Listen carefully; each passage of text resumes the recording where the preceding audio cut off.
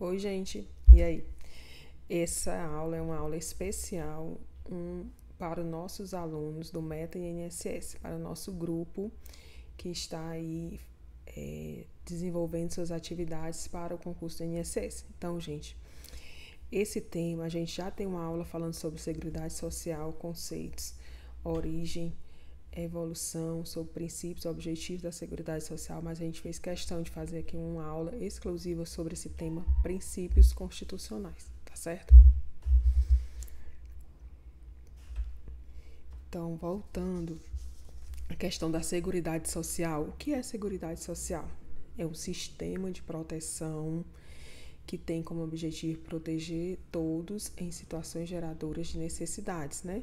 Então, Seguridade Social na Constituição, ela é um conjunto integrado de ações da iniciativa dos poderes público e da sociedade destinada a assegurar os direitos à previdência, assistência e saúde. Até a gente usou aquele mnemônico, né?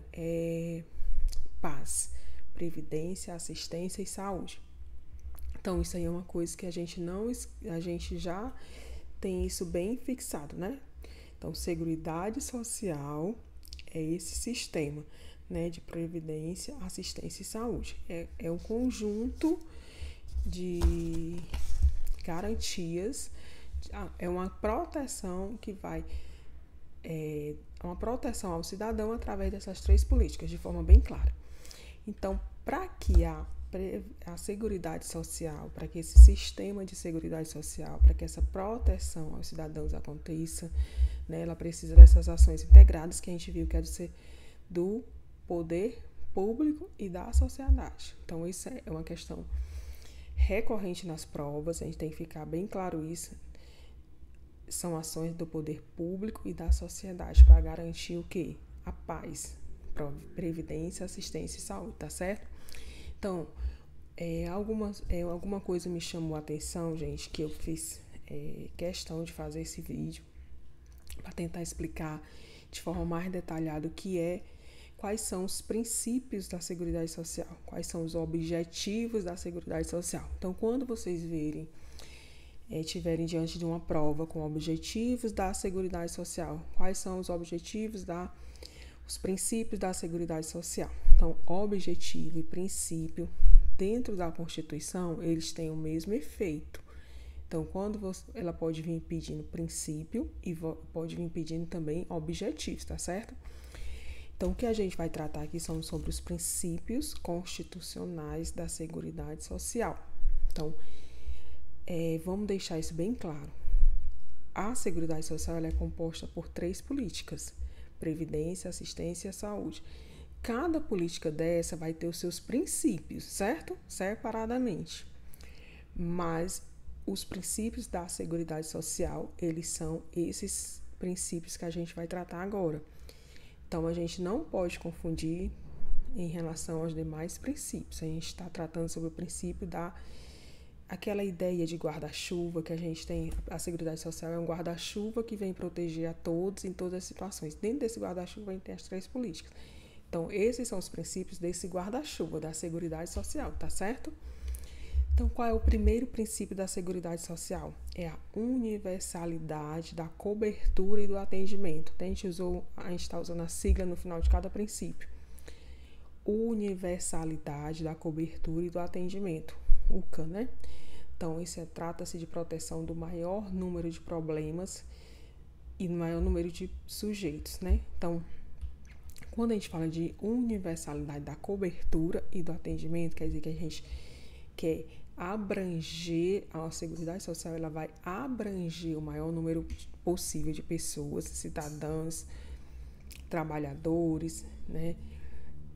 E também o maior número possível, ela vai abarcar, né? Vamos usar essa palavra que a gente tão bem conhece. Então, a universalidade da cobertura, que ela vai abranger tanto o maior número de pessoas, como abranger o maior número de situações de risco e vulnerabilidade que essas pessoas venham a ter. A gente sabe que na Seguridade Social, que na Previdência Social, né? Na Seguridade Social, ela vai atender às situações de necessidade das pessoas, com as 3 políticas, não é isso? Então, por isso que ela é universal, a universalidade da cobertura e do atendimento. Então, a noção, ela é de que ela tanto vai atingir o maior número de pessoas, como ela vai atingir o maior número de situações, desde a velhice, a infância, a maternidade, o adoecimento, a aposentadoria. São essas condições que a Seguridade Social vai estar atendendo, certo? Então, ela é universal na cobertura e no atendimento. A gente não pode confundir, como eu disse, que dentro da Seguridade Social, a Seguridade Social ela tem a universalidade da cobertura e do atendimento. Mas a gente, dentro da Seguridade, a gente tem 3 políticas: saúde, previdência e assistência. Então, cada política dessa, ela é específica em relação ao atendimento. A saúde, ela é universal, ela é para todos, né? Todo mundo tem direito à saúde, embora eu tenha plano de saúde, eu não tenha plano de saúde, eu posso ir no hospital, eu posso ir no posto de saúde e ser atendido, ok? Então, a saúde, ela é universal, não precisa contribuir. A assistência social é para quem dela necessita. Então, para que eu tenha direito à socioassistencial, para que eu seja coberta pela assistência social, eu preciso estar dentro de um critério estabelecido pela assistência, que é um critério de renda, de vulnerabilidade, certo? Mas também não preciso contribuir para que eu tenha direito assistencial. Se eu estiver dentro daqueles critérios, né, de vulnerabilidade, de risco social, eu vou ser atendido pela assistência social. A saúde, eu já falei que ela é universal, que é para todo mundo, não precisa contribuir. Mas a gente tem a previdência social. Previdência social é para quem contribui. Então, a previdência ela tem um caráter contributivo. Então, gente, não vamos confundir. Saúde não precisa de contribuição, assistência não precisa de contribuição, mas a saúde ela é contributiva, certo? Por que eu estou fazendo essa ressalva? Porque dentro desse princípio da universalidade, a gente pode acabar confundindo. Vocês podem pegar uma prova que diz assim, o princípio da constitucionalidade, da universalidade, da Seguridade Social, ela está atendido no critério, na política de assistência social? Também, só que ela, vocês lembram que tem uma ressalvazinha, que é para quem dela necessita. Ela tem universalidade de cobertura na Previdência? Tem, mas para quem contribui, não é assim? Então, o primeiro princípio é isso, da universalidade da cobertura e do atendimento. Então, ela é universal tanto na cobertura, ela vai atender o maior número de pessoas e o maior número de situações de necessidades, ok? O segundo princípio, ele é o da uniformidade e equivalência, certo? Então, o que é que quer dizer esse princípio da uniformidade e da equivalência? Uniformidade dos benefícios e serviços às populações urbanas e rurais. Gente, ele quer dizer o quê? Que todos os... Então, a gente entende que ele tem 2 palavras dentro do mesmo princípio. Uniformidade e equivalência. Uniformidade é que os mesmos benefícios e serviços prestados à população urbana devem ser prestados à população rural. Certo? Então, esse princípio da uniformidade, ele quer dizer isso, que tudo que fosse prestado para a população urbana deve ser também ofertado para a população rural. Aposentadoria por idade deve ter na população urbana, deve ter na população rural. Um serviço socioassistencial ofertado no CRAS na área urbana deve ser ofertado também na área rural. Um serviço de saúde que é ofertado à população urbana na cidade deve ser ofertado para a população do campo, ok? E quando ele fala em equivalência dos benefícios, ele está se referindo à questão material. Então, os benefícios que são ofertados para o trabalhador rural em termos materiais de renda, valores, devem ser os mesmos valores ofertados à população urbana e rural. Então, uniformidade são os mesmos serviços e equivalência é aquela história. Tratar os iguais de forma igual e os desiguais de forma desigual. Por que ele faz isso, a referência na Constituição? Porque a gente sabe que o trabalhador rural, embora ele trabalhe menos tempo para se aposentar, ele deve ter o mesmo direito no mesmo valor de benefício, que aqui é o princípio da equivalência. Então, ele tem direito à aposentadoria pela uniformidade e tem direito ao mesmo valor de benefício pela equivalência. Mas por que eu estou falando isso? Porque a gente sabe que o trabalhador rural, ele trabalha 5 anos a menos, tanto o homem como a mulher, para ter o direito à aposentadoria. Mas isso se dá por quê?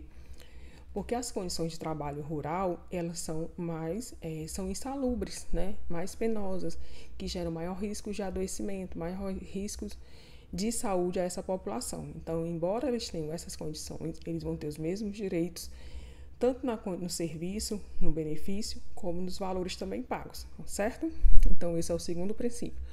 Uniformidade e equivalência dos benefícios. A gente não pode esquecer.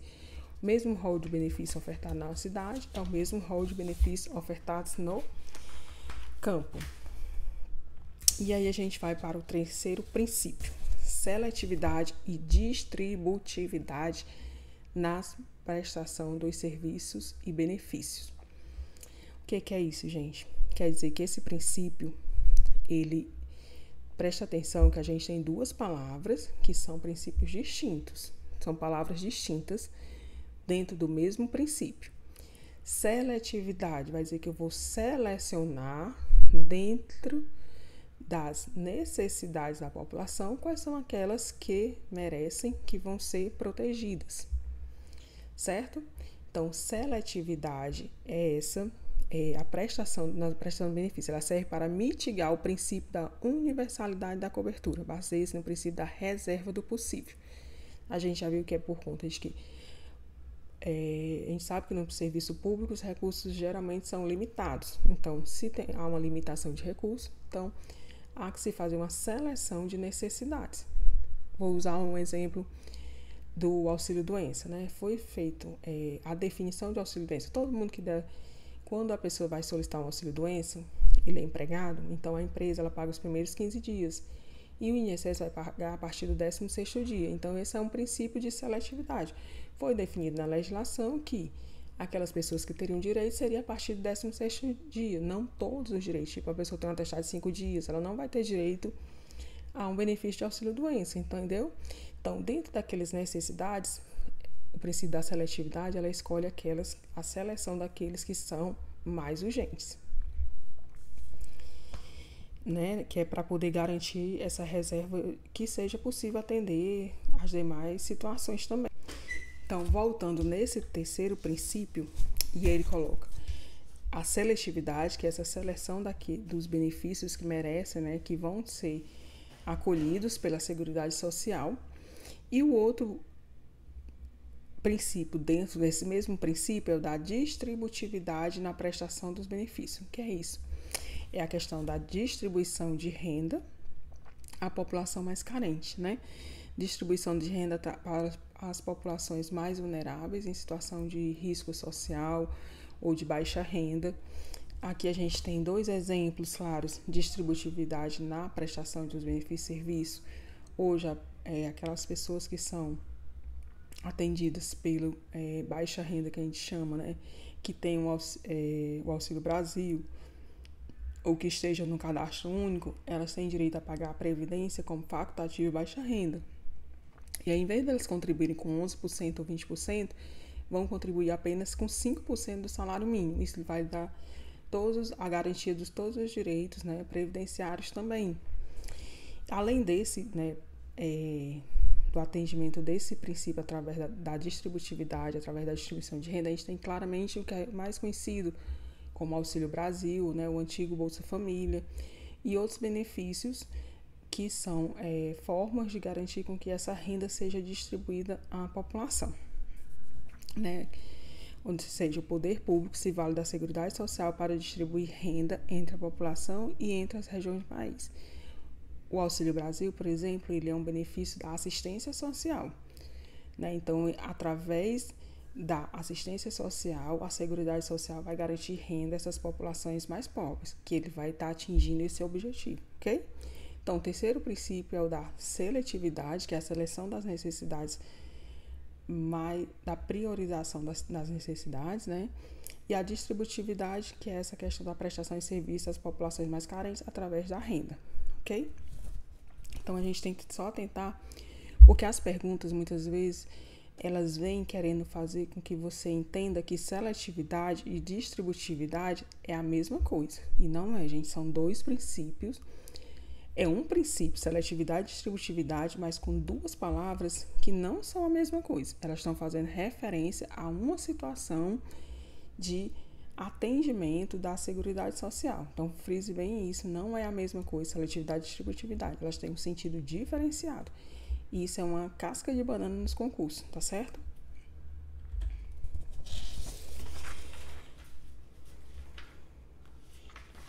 O próximo princípio é o quinto, princípio da o quarto.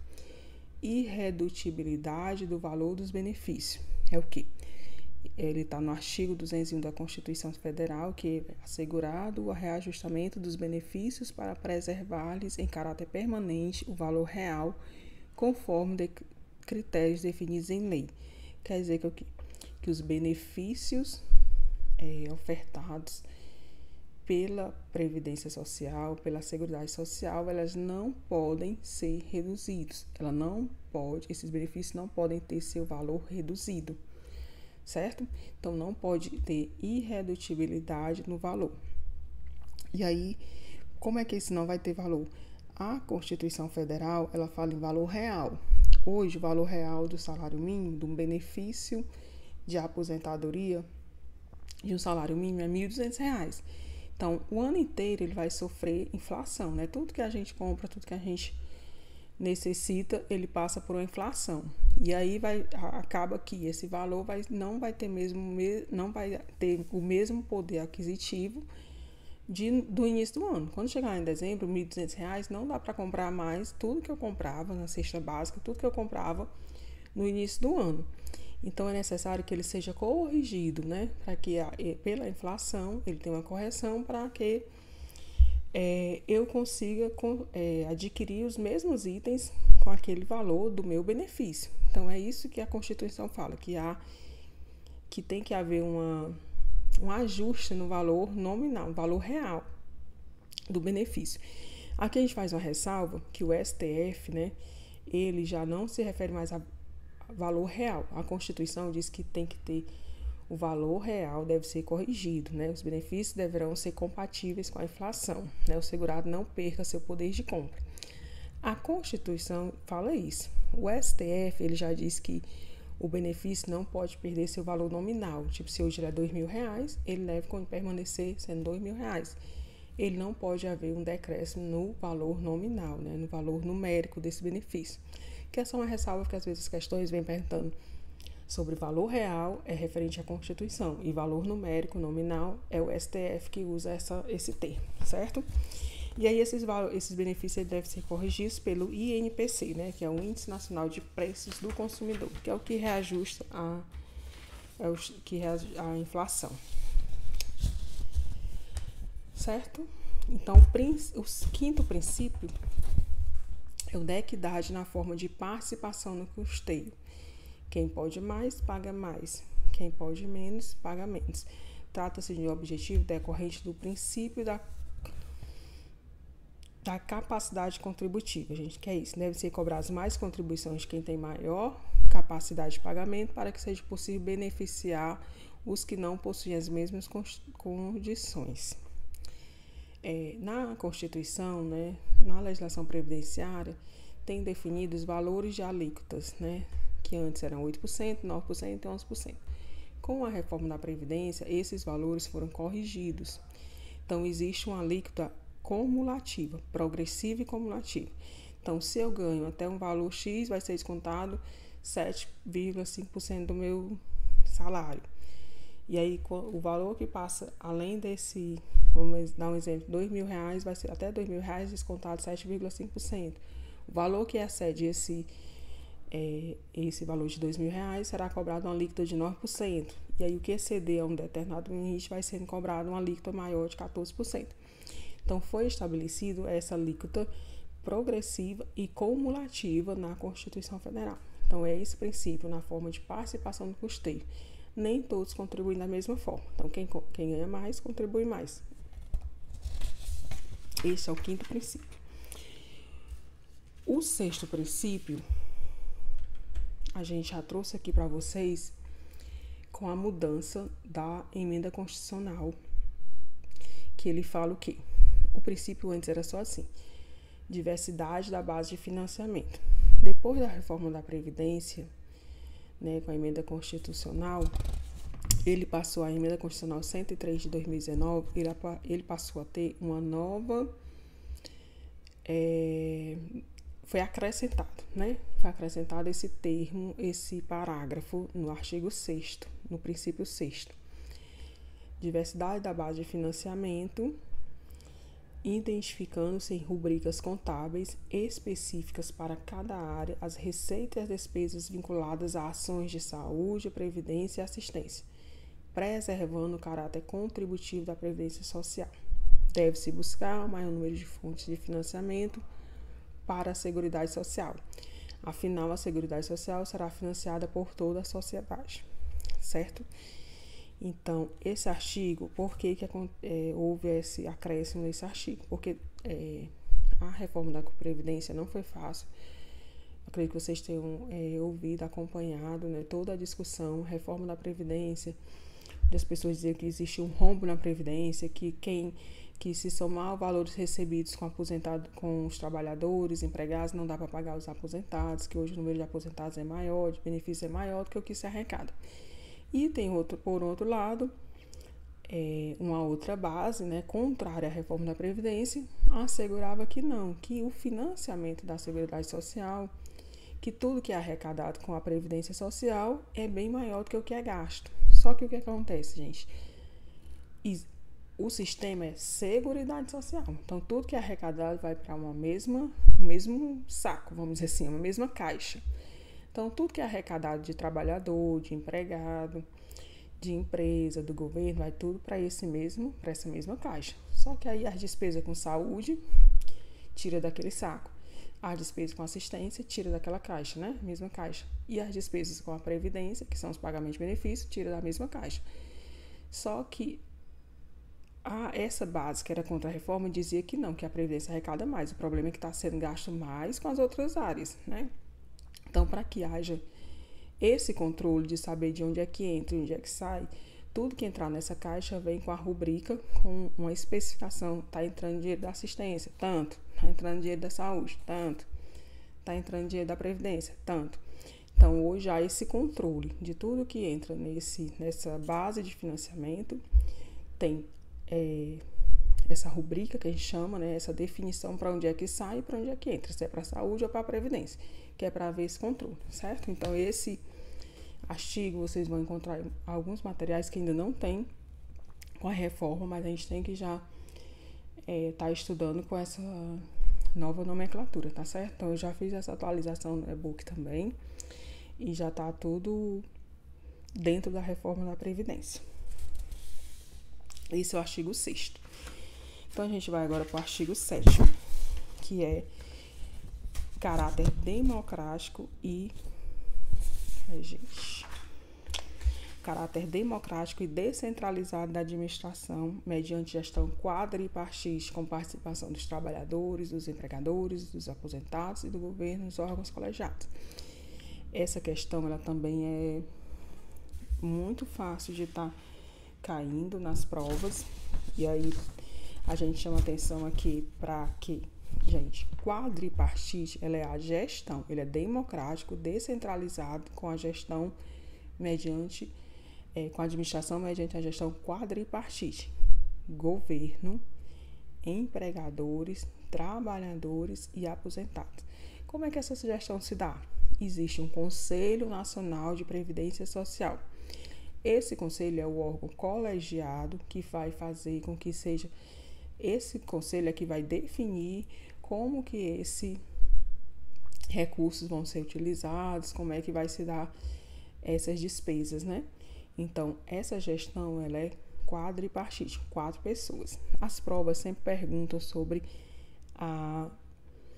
se o custeio é quadripartite ou se a gestão é tripartite. Então, não confundam, porque tripartite é o quê? custeio da Seguridade Social. Ela é tripartite, trabalhador, governo e empregado. Não tem aposentado. Mas a gestão, ela é quadripartite, certo? Então, isso é um ponto que merece destaque. Então, quando ele diz que esse caráter democrático, descentralizado e administrativo é que quem participa dessa gestão, da decisão, são esses 4 setores, né? Bem claro, empresa, empregados, trabalhadores, governo e aposentados. As 4 bases da gestão quadripartite.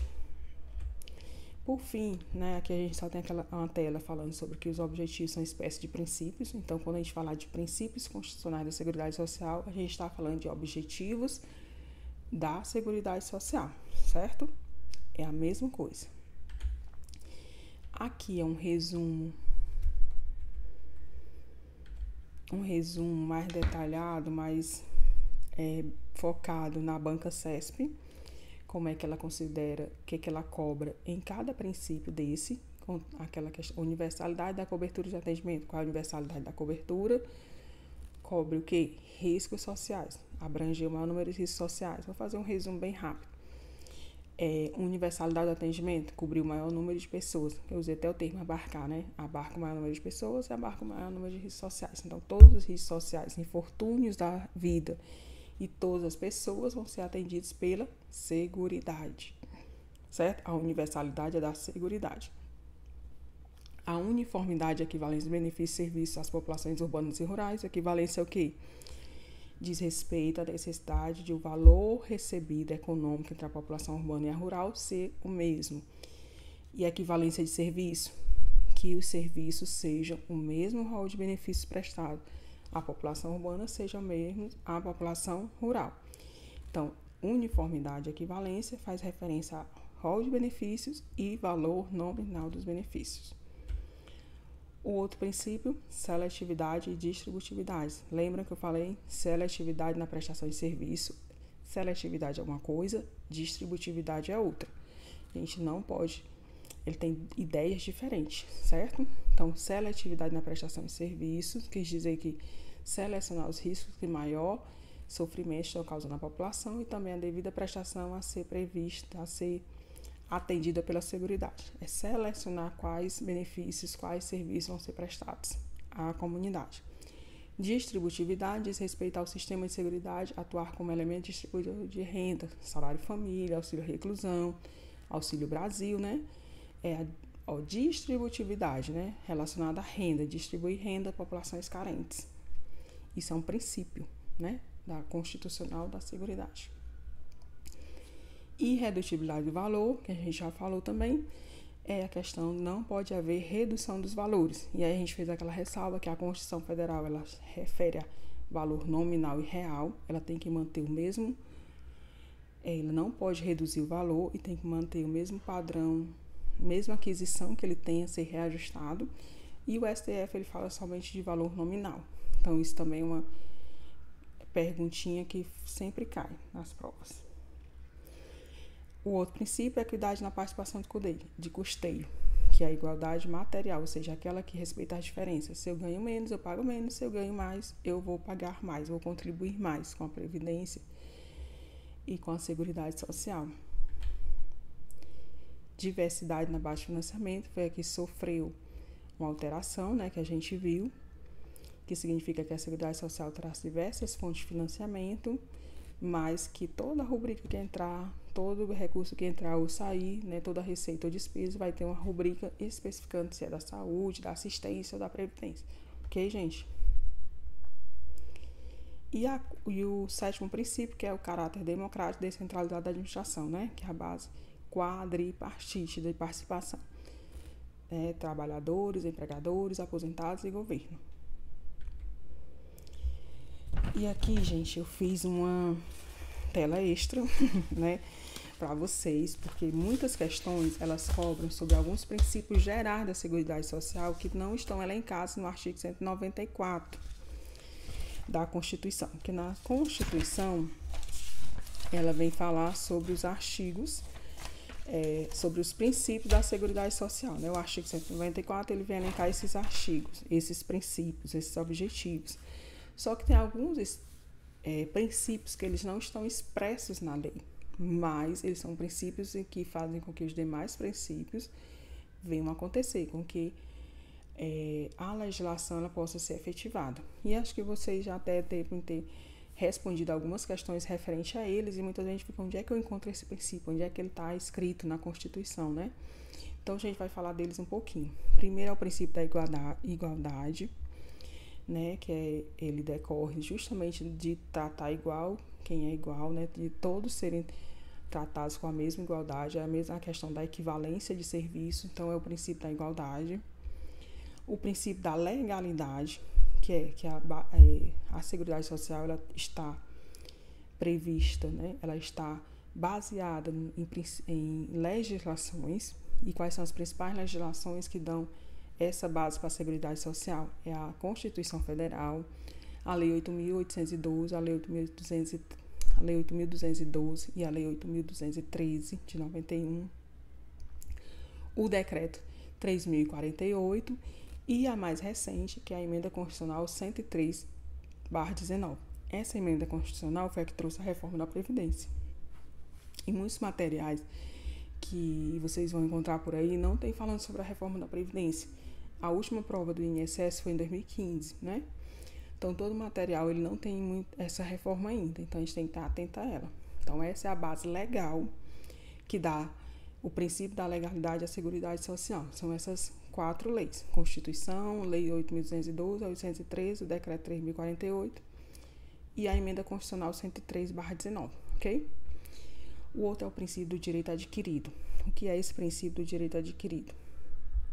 Ele passa um ponto assim que a gente pode considerar como central, é justamente a reforma da Previdência. Porque a legislação previdenciária diz que o que importa para ser concedido benefício? O benefício vai ser concedido na data em que a pessoa implementou as condições, os critérios para a concessão daquele benefício. Com a reforma da Previdência, né, alguns direitos foram alterados, mas aí esse princípio do direito adquirido, se antes da reforma da Previdência eu já implementava todas as condições para acesso a um benefício, esse direito vai ser garantido. Então, embora eu dê entrada agora na aposentadoria, mas se em 2019 eu já tinha as condições, a minha aposentadoria vai ser concedida com base em anterior a 2019. Porque hoje, um exemplo, a mulher hoje para se aposentar, ela precisa ter 62 anos, 61 anos e 6 meses ainda esse ano, e 15 anos de contribuição. Antes da reforma, a mulher precisava ter 60 anos e 15 anos de contribuição, tá certo? Então, se em 2019 eu já tivesse os 60 anos e os 15 anos de contribuição, eu já poderia ter me aposentado, mas aí eu esqueci da entrada e dei entrada logo depois da reforma da Previdência.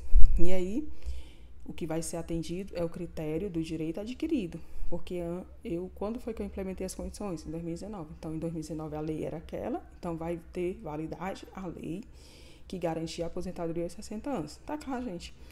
Então, isso que é para reforçar, né, o princípio do direito adquirido. Sempre a lei ela vai ser implementada na data em que eu mantive as condições.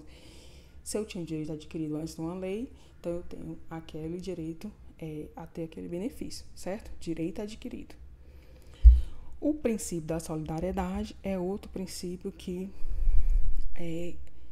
foi bastante questionado na reforma da Previdência, mas que não foi extinto, né? Ele continua aí sendo um princípio da Seguridade. O que ele quer dizer?